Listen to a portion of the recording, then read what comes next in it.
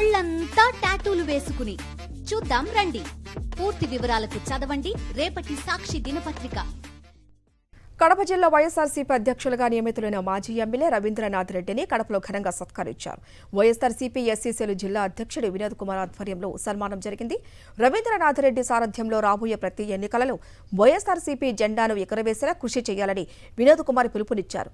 ఎస్సీసీల ఆధ్వర్యంలో ప్రజా సమస్యల పరిష్కారానికి ఉద్యమాలు చేస్తామని స్పష్టం చేశారు. ఇక అనేక హామీలు ఇచ్చి అధికారంలోకి వచ్చిన కూటమి ప్రభుత్వం ప్రజలకు చేసింది ఏమీ లేదని రవీంద్రనాథ్ రెడ్డి ఆరోపించారు. బాబు ప్రభుత్వం ప్రతిష్టాత్మకంగా నిర్వహిస్తున్న గ్రామ సభలకు స్పందన శూన్యమన్నారు.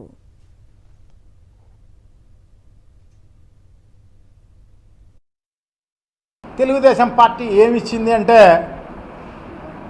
తెలుగుదేశం పార్టీ అయితేనేమి, జనసేన పార్టీ అయితేనేమి, వాళ్ళు నాయకులు కొట్టుకునే కార్యక్రమం.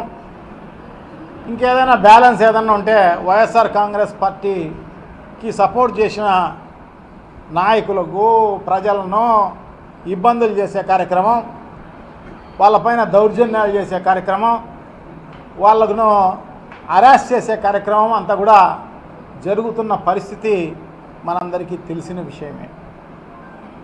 చాలా దారుణం. సో ఇది చేస్తున్నారు తప్ప ఇంకా వేరే ఏం లేదన్నమాట. వేరే ఏమీ ఈ ప్రభుత్వం చేసిన పరిస్థితే లేదు. ఎక్కడైనా వీఐపీలు ఏదైనా పాల్గొని ఉంటే ఈ గ్రామ సభలకు అంతో ఇంతోమంది వస్తున్నారేమో తప్ప మిగతా గ్రామ సభలన్నీ కూడా నామకే వాస్తేగా జరిగిన పరిస్థితి మనందరికీ తెలిసిన విషయమే.